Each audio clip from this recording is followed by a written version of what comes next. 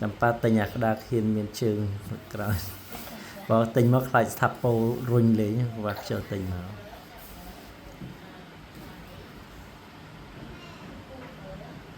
កដល់ភ្លាមសម្រុកវិញភ្លាមខ្លាចចាញ់គេ